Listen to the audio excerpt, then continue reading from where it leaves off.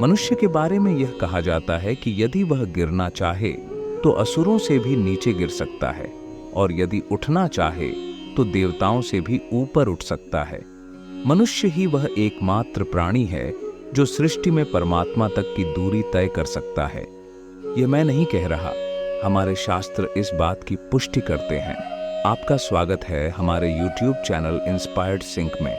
आप देख रहे हैं हमारी नई श्रृंखला जिसका नाम है गीता का ज्ञान, जिसमें हम आपको गीता के विभिन्न अध्यायों से जो जीवन की महत्वपूर्ण सीखें हैं उन्हें समझने की कोशिश करेंगे।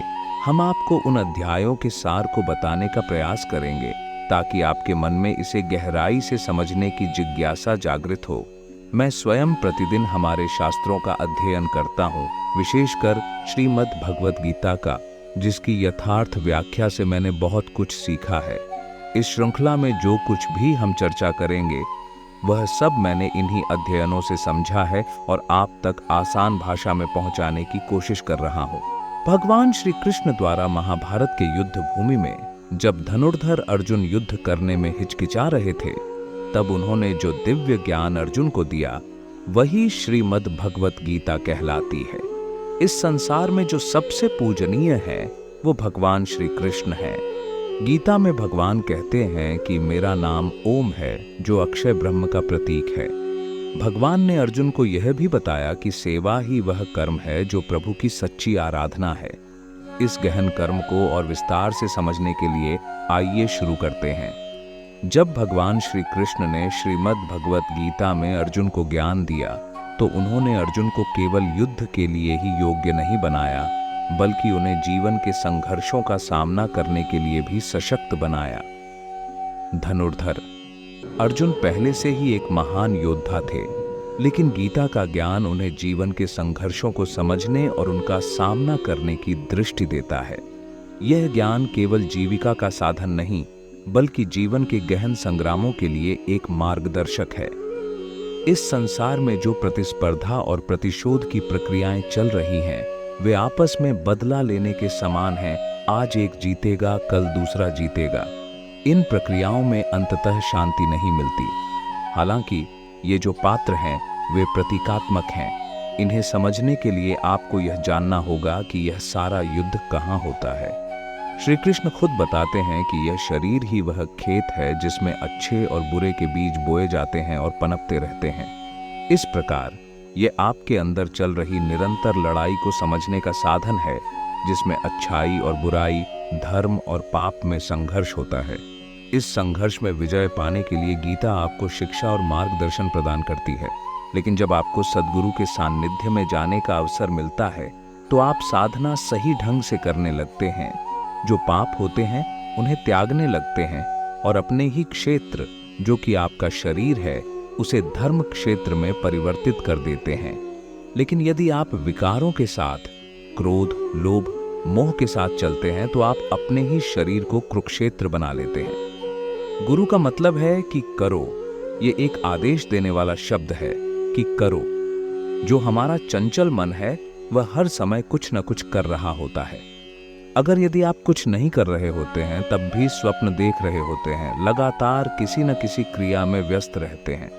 जब हम माया की ओर आकर्षित होते हैं तो यही शरीर कुरुक्षेत्र बन जाता है, और जब हम परमात्मा की ओर आकर्षित होते हैं और उस पथ पर चलने लगते हैं तो यही शरीर धर्म क्षेत्र बन जाता है। इसलिए ये जो संघर्ष है वह धर्म क्षेत्र और कुरुक्षेत्र का है। जब बात धर्म क्षेत्र और कुरुक्षेत्र की चलती है तो मैं आपको बताता हूँ कि हमारे शरीर के अंदर जो हमारा अंतःकरण है उसमें दो प्रवृत्तियां लंबे समय से चल रही हैं, देवीय संपदा और आसुरीय संपदा। जहां देवीय संपदा वह पुण्य रूपी पांडु और कर्तव्य रूपी कुंती है। पुण्य के जागृत होने से पहले जो भी हम मनुष्य करते हैं वो अपना कर्तव्य समझ के करते हैं, लेकिन जब पुण्य जागृत हो जाता है तो उसके बाद देवी संपद जागृत होती है, क्योंकि पुण्य के बिना कभी भी कर्तव्य को समझा नहीं जा सकता। कुंती ने पुण्य के प्राप्त होने से पहले, यानी कि पांडु के प्राप्त होने से पहले जो कुछ अर्जित किया वो था कर्ण। और कर्ण जो है वो बंधनकारी रूढ़ियों का चित्रण है। वो बंधनकारी रूढ़ियां जो हमारे दिमाग में बचपन से आ चुकी हैं, वो रूढ़ियां जिससे हमारे पहले वाले, उनके पहले वाले बंधे चले आ रहे हैं। उन रूढ़ियों का चित्रण है जिस दिन पुण्य जागृत हो जाता है, आप गीता का ज्ञान समझने के सक्षम हो जाते हैं।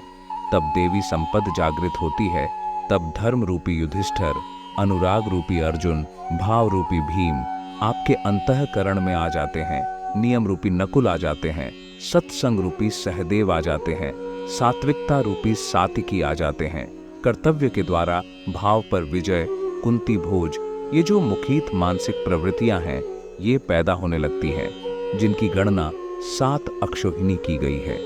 अक्ष दृष्टि को कहते हैं, नजर को कहते हैं। सत्य की दृष्टि से जिसका गठन किया गया है, जिसको बनाया गया है, वो है देवी संपद, परमात्मा तक की दूरी तय करने वाली। ये 7 सीढ़ियां हैं, 7 भूमिकाएं हैं, ना कि कोई गणना है। और ये जो प्रवृत्तियां हैं, ये अनंत हैं। अब बात करते हैं आसुरी संपद की, यानी कुरुक्षेत्र की, जिसमें आती हैं 10 इंद्रियां और एक हमारा मन, यानी 11 अक्षोहिणी सेना। और ये जो आसुरी संपद है, उसका राजा कौन है? वो है धृतराष्ट्र, जो कि अज्ञानता का प्रतीक है, जिसे सत्य मालूम है, जिसे मालूम है कि एकमात्र सत्य परमात्मा है, लेकिन अपनी आंखें मूंद करके जीवन जीता रहता है।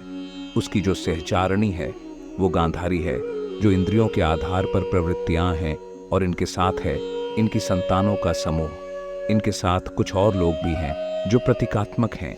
इनकी संतान मोह रूपी दुर्योधन, वो हर समस्या का मूल है, हर विकार का मूल जो होता है वो मोह होता है। मोह हमें इस संसार से हमेशा बांध के रखता है। फिर आता है दुर्बुद्धि रूपी दुशासन, जिसकी बुद्धि भ्रष्ट हो चुकी है। फिर आते हैं इनके पितामह, जो कि इनकी तरफ से साथ खड़े हैं, कौरवों की सेना में हैं। वो हैं ब्रह्म रूपी भीष्म। इनके बारे में आगे मैं विस्तार से आपको बताऊंगा। उससे पहले इन सब के बीच में एक पुण्यात्मा और रहती है, जिसका नाम है विदुर, जो रहता तो अज्ञान में है, लेकिन अपनी दृष्टि वो हमेशा पांडवों के कर्मों पर रखता है, क्योंकि वो उनके साथ जुड़ना चाहता है, उनकी तरफ जाना चाहता है। तो आइए शुरू करते हैं श्रीमद् भगवद गीता का पहला अध्याय, और उससे समझते हैं कि हम क्या सीख सकते हैं। सबको मालूम है कि धृतराष्ट्र जन्म से अंधे थे। उन्होंने महाभारत के युद्ध को देखा, लेकिन कैसे देखा? संजय की दृष्टि से देखा। धृतराष्ट्र गीता के प्रथम अध्याय के प्रथम श्लोक में कहते हैं कि हे संजय, धर्म क्षेत्र और कुरुक्षेत्र में जो युद्ध की इच्छा से मेरे और पांडु के पुत्र इकट्ठे हुए हैं, उन्होंने आखिरी बार क्या किया? जैसा मैंने बताया, धृतराष्ट्र अज्ञान का प्रतीक है और संजय प्रतीक है संयम का। जो अज्ञान मन के अंदर है, जो अज्ञान से मन ढक चुका है, वो धृतराष्ट्र हैं। लेकिन वो संयम रूपी संजय के माध्यम से देखता है, सुनता है, समझता है और जानने की कोशिश करता है कि सही रास्ता आखिर क्या है। यह वह है जिसका जब तक पुत्र जीवित रहेगा, यानी मोह रूपी दुर्योधन जीवित रहेगा, इसकी दृष्टि हमेशा विकारों पर रहेगी, कौरवों पर रहेगी। और जैसा मैंने बताया शुरुआत में, जैसा कि गीता में कहा गया है, जब इस हृदय देश में देवीय संपत्ति का बाहुल्य होता है तो ये धर्म क्षेत्र बन जाता है, और जब इसमें आसुरी संपत्ति आ जाती है तो यही क्षेत्र कुरुक्षेत्र बन जाता है। आप जैसे जैसे भगवत गीता पढ़ते जाएंगे तो आप समझते जाएंगे कि बहुत सारे किरदारों के बारे में आगे बात नहीं हुई है, सिर्फ भगवान श्री कृष्ण और अर्जुन का ही संवाद सिमट करके रह जाता है, क्योंकि भगवान के श्री मुख से जो शास्त्र निकला है वो सिर्फ और सिर्फ अनुरागी अर्जुन के लिए है। लेकिन हम सबको मालूम है कि महाभारत में एक पितामह भीष्म थे, जो तब तक जीवित रहे जब तक उनकी इच्छा रही।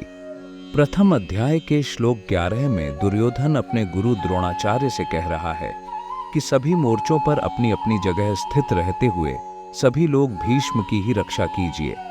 यदि पितामह भीष्म जीवित हैं तो हम अजय हैं, इसलिए आप पांडवों से मत लड़िए, आप सिर्फ और सिर्फ पितामह भीष्म की ही रक्षा कीजिए।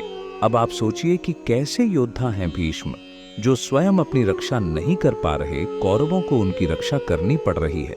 ये कोई बाहर के योद्धा नहीं है। जैसा मैंने बताया, रूपकात्मक हैं, प्रतीकात्मक हैं, ब्रह्म ही भीष्म है। यदि ब्रह्म जीवित है तो जो आसुरी संपद है, जो कौरव हैं, वो अजय हैं। अजय का मतलब ये नहीं कि उन्हें आप हरा नहीं सकते, बल्कि अजय का मतलब है कि कठिनाई से जिसको जीता जा सकता है। यदि भ्रम समाप्त हो जाता है तो अविद्या अस्तित्वहीन हो जाती है। मोह जो आंशिक रूप से बचाए हैं वो भी समाप्त हो जाता है, क्योंकि भ्रम मिट जाता है। दुर्योधन अपने गुरु द्रोणाचार्य से कहता है कि गुरुजी, जो पांडवों की सेना है वो भीम द्वारा रक्षित है और हमारी सेना है भीष्म द्वारा रक्षित है। भीम यानी भाव, भाव बस या भगवान भाव, सिर्फ वही भगवान विद्यमान है।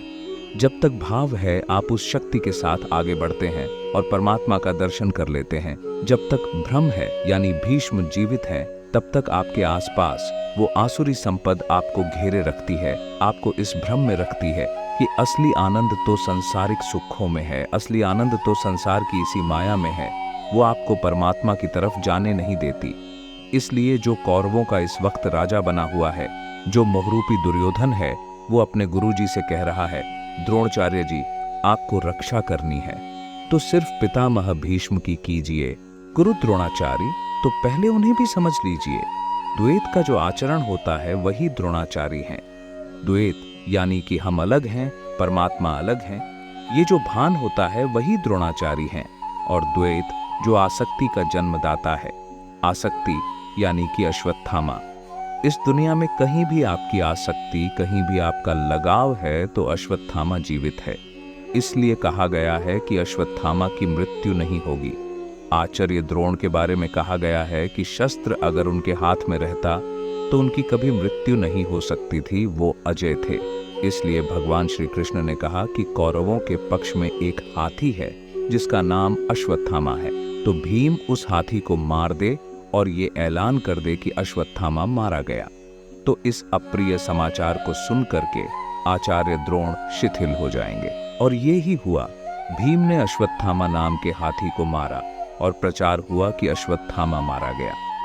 आचार्य द्रोण ने समझा कि उनका पुत्र अश्वत्थामा मारा गया। वो शिथिल हो गए, धनुष उनके हाथ से गिर गया और युद्ध भूमि में बैठ गए और उनका गला कट गया। पुत्र में जो अत्यधिक उनकी आसक्ति थी, वही जो लगाव था, वही मोह था, वही उनकी मृत्यु का कारण बन गया। अश्वत्थामा दीर्घजीवी था। जब तक मोक्ष नहीं मिल जाता तब तक वह आसक्ति में लगा रहता। वह लगाव कहीं न कहीं किसी न किसी में बना रहता है। वह अश्वत्थामा विद्यमान रहता है, वह जीवित रहता है, इसलिए उसे अमर कहा जाता है। प्रथम अध्याय के श्लोक 15 में कहा गया है कि जो हृदय के सर्वज्ञाता हैं, उन भगवान श्री कृष्ण ने 5 जन्य शंख बजाया। जो हमारी 5 इंद्रियां हैं, इनको 5 तन्मात्राओं शब्द, स्पर्श, रूप, रस और गंध, इनके रसों से समेट करके अपने भक्त की श्रेणी में ढालने की घोषणा की। ये हमारी इंद्रियां हैं जो विकारात्मक रूप से बहक रही हैं, इधर उधर इस सृष्टि में लगी हुई हैं, प्रकृति में इसके अंतराल में आसक्त हुई हैं।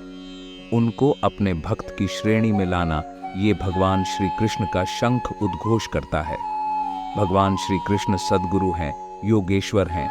उनकी शरण में जाते हुए अर्जुन कहते हैं, भगवान, मैं आपका शिष्य हूँ, आपकी शरण में हूँ, मुझे संभालिए, साधिए और पार लगा दीजिए। जब तक भगवान अपने भक्त का साथ ना देने लगें, उसके साथ ना आ जाएं, वह जहाँ खड़ा है वहाँ से उसका हाथ ना थामे, तब कहा जाता है कि सही मात्रा में ध्यान, जिसे मेडिटेशन, भजन कहते हैं, वह शुरू नहीं होता है। ये बहुत लंबी प्रक्रिया है।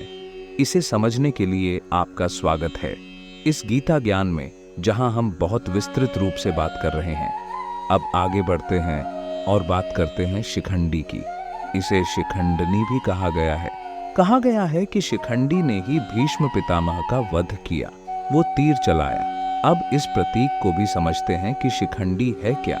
शिखंडी की बात करते हैं। शिखा सूत्र का त्याग ही शिखंडी है, यानी कि शिखा जो है वो लक्ष्य का प्रतीक है, जिसे आपको पाना है, जिस मंजिल तक आपको पहुंचना है।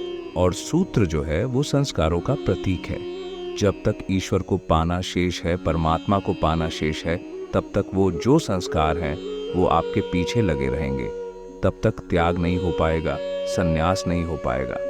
अभी आप सिर्फ चलने वाले पथिक हैं, एक राहगीर हैं। जब आप मंजिल पर पहुंच जाते हैं, लक्ष्य प्राप्त कर लेते हैं, तो जो पीछे लगा हुआ संस्कारों का सूत्र, जो है पितामह भीष्म का वध, श्रीमद् भगवत गीता के प्रथम अध्याय के प्रथम भाग में कैरेक्टर्स की बात हो रही है। यहाँ पर किरदारों की बात हो रही है, कौन सा महारथी है वो आकर के शंख बजा रहा है, वो सेना के बारे में बता रहा है, ये सभी बातें हो रही हैं। लेकिन जब इसी प्रथम अध्याय के दूसरे भाग में आते हैं तो फिर बात होती है धनुर्धारी अर्जुन की दुविधा की। अर्जुन जो है वो भगवान श्री कृष्ण से कहते हैं कि कोई चाचा है, कोई मामा है, कोई ससुर है, कोई साला है। जब उन्हें दिखता है कि सब उन्हीं के अपने हैं, काका खड़े हुए, आचार्य खड़े हुए, गुरुजी खड़े हुए, जिन्होंने सब कुछ सिखाया, ये सब युद्ध भूमि में मरने मारने के लिए आतुर हो गए हैं। समझ में नहीं आता कि युद्ध कैसा है जिसमें अपने ही लोग खड़े हैं। अर्जुन को भी भ्रम हो जाता है। वो भगवान श्री कृष्ण से कहते हैं कि मैं खड़ा नहीं रह पा रहा हूं, मैं समर्थ नहीं हूं, आगे देख नहीं पा रहा हूं। मुझे तो इस युद्ध का लक्षण भी उल्टा ही दिख रहा है, विपरीत ही दिख रहा है। मैं अपने कुल को मार करके कल्याण को नहीं पाना चाहता। जब कुल को मारने से ही कल्याण मिलता है तो वो भगवान श्री कृष्ण को अपने से कम समझता है, क्योंकि अर्जुन ने अब तक सिर्फ भगवान श्री कृष्ण को अपना मित्र मान रखा है, इससे ज्यादा नहीं माना। अर्जुन को नहीं पता है कि इसी श्रीमद् भगवत गीता में आगे चलकर 11वें अध्याय में उसी अर्जुन को जो अनुराग का रूप है, उसी को भगवान के विराट रूप के दर्शन होने वाले हैं। गीता के प्रथम अध्याय के 41 श्लोक में अर्जुन कहते हैं कि कुल की स्त्रियों के दूषित होने से वर्ण संकर उत्पन्न होता है। अर्जुन की वो मान्यता थी, रूढ़ियां चली आ रही हैं, तो वही अर्जुन भी मानता था कि कुल की स्त्रियों के दूषित होने से वर्ण संकर होता है। लेकिन आगे भगवान श्री कृष्ण इसी बात का खंडन करते हैं और ये बताते हैं कि मैं या स्वरूप में स्थित कोई भी महापुरुष यदि आराधना में आपके ध्यान में भ्रम उत्पन्न कर दे तब वर्ण संकर होता है। तो अर्जुन ने अपनी तरफ से हर वो तर्क दिया कि ये मेरे अपने हैं, इनको मार करके क्या मिलेगा, मुझे त्रिलोक का साम्राज्य भी नहीं चाहिए। अर्जुन को त्रिलोक का साम्राज्य भी नहीं चाहिए, वो उसको भी नकार रहा है। तो भगवान श्री कृष्ण ऐसा क्या देने वाले हैं कि अर्जुन तैयार हो जाएगा, मान जाएगा इस युद्ध भूमि में उतरने के लिए। इस पूरे अध्याय के अंत में अर्जुन रथ के पीछे जाकर बैठ जाते हैं। अर्जुन को उस पूरी सेना के निरीक्षण में जो दोनों तरफ से अर्जुन देखते हैं, सिर्फ अपना परिवार ही दिखाई देता है जिनको मारना है। जहां तक संबंध होते हैं वहीं तक आप दुनिया मानते हैं। जो अनुरागी अर्जुन है, जो भगवान की शरण में जाना चाहता है, जो भक्ति का रास्ता अपनाना चाहता है, उसका जो पहला चरण है उसमें सिर्फ और सिर्फ यह जो परिवार का मोह है यह बाधक बनता है। जब दिखता है कि सबको छोड़ना पड़ेगा, जितने अच्छे संबंध हैं इनसे अलग हो जाएंगे, तो फिर वो कुतर्क ढूंढने लगते हैं, घबराहट होने लगती है। अर्जुन ने भी ऐसी ही बातें की, रूढ़ियों में बचाव ढूंढने लगे कि कुल धर्म ही सनातन धर्म है, वर्ण संकर उत्पन्न हो जाएगा। बहुत सारी बातें की। अर्जुन को अपनी समझ से लग रहा था कि वो सनातन धर्म की रक्षा के लिए विकल है, लेकिन अर्जुन को मालूम नहीं था कि जो इसके मित्र हैं वो स्वयं प्रभु हैं। और अर्जुन को जब ये मालूम चलने लगता है तो गिड़गिड़ाने लगता है, क्षमा मांगने लगता है। ये बहुत सारी बातें अभी समझनी बाकी हैं। ये श्रीमद् भगवत गीता का प्रथम अध्याय है जिसे अर्जुन विषाद योग नाम दिया गया। अर्जुन बहुत सारे डाउट्स के बीच में था, युद्ध भूमि से मुंह मोड़ करके खड़ा हो चुका था, युद्ध नहीं करना चाहता था। लेकिन भगवान श्री कृष्ण ने हर समस्या का, हर शंका का समाधान किया। जानेंगे हम आगे की वीडियो में। वीडियो कैसा लगा कमेंट करके जरूर बताना और चैनल को भी सब्सक्राइब कर लेना।